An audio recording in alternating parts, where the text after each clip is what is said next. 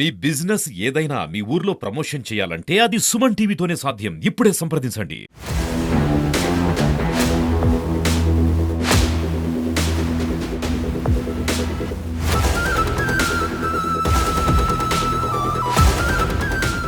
ఈరోజు వీకోటలో జరిగిన ఒక దారి దోపిడీకి సంబంధించి అందులో మనం ఇమీడియట్గా ఒక నలుగురు ముద్దాయిల్ని పట్టుకొని పోయిన సొమ్ము మొత్తం 3.5 కిలోల వరకు బంగారం పోయింది.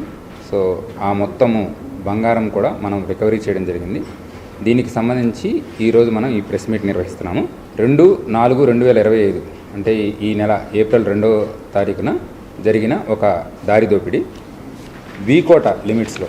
ఇందులో ఒరిజినల్గా వాళ్ళు చెన్నై నుంచి కేజీఎఫ్కి బంగారాన్ని ట్రాన్స్పోర్ట్ చేస్తున్నారు. దాన్ని అడ్డగించి ఒక కారులో కొంతమంది దుండగులు వచ్చి వాళ్ళని బెదిరించి వాళ్ళ దగ్గర ఉన్న బంగారం ఉందని తెలుసుకొని ఆ బంగారం మొత్తాన్ని 3.5 కిలోల బంగారం మొత్తాన్ని కూడా వాళ్ళు తీసుకొని వెళ్ళిపోవడం జరిగింది. కానీ మనకి ఆ సమాచారం 3వ తారీఖు మన స్టేషన్కి వచ్చి వాళ్ళు కంప్లైంట్ ఇవ్వడం జరిగింది. ఇందులో కంప్లైంట్ ఇచ్చిన వ్యక్తి చేతన్ కుమార్. ఇతను కేజీఎఫ్లో ఒక బట్టల వ్యాపారి మరియు బంగారం సంబంధించిన వాటిని వ్యాపారం చేసి కొనుగోలు చేసి అమ్మకాలు చేస్తుంటాడు. ఇతను చెన్నై నుంచి ఫ్రీక్వెంట్గా బంగారం తీసుకొని వెళ్ళి కేజీఎఫ్లో ఉండే వేరే వేరే దుకాణాలకి ట్రాన్స్పోర్ట్ చేస్తుంటారు. ఇదే రకంగా 2వ తారీఖు చెన్నైలో కొనుక్కొని కేజీఎఫ్ తీసుకెళ్తుండగా మనకి వీకోట లిమిట్స్లో నాయక్నేరి ఘాట్, ఈ ఘాట్ నందు వీళ్ళు తీసుకెళ్తున్న బంగారం ముందరగానే తెలుసుకొని దాన్ని ఆపి కొంతమంది ప్లాన్ చేసి ఈ బంగారాన్ని తీసుకొని వెళ్ళారు. 3వ తేదీన సమాచారం వచ్చిన వెంటనే కేసు రిజిస్టర్ చేసి ఇన్వెస్టిగేషన్ మొదలుపెట్టాము.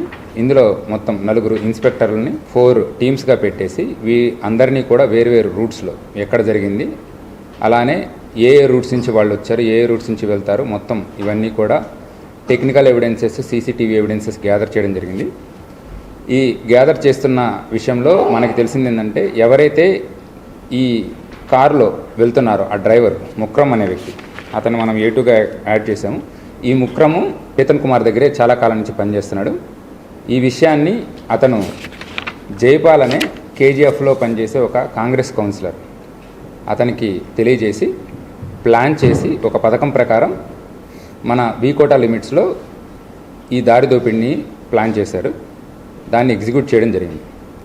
సో మనకు వచ్చిన ఈ టెక్నికల్ ఎవిడెన్స్ అన్నింటినీ కలుపుకొని వీళ్ళని మనం ట్రేస్ చేసాము.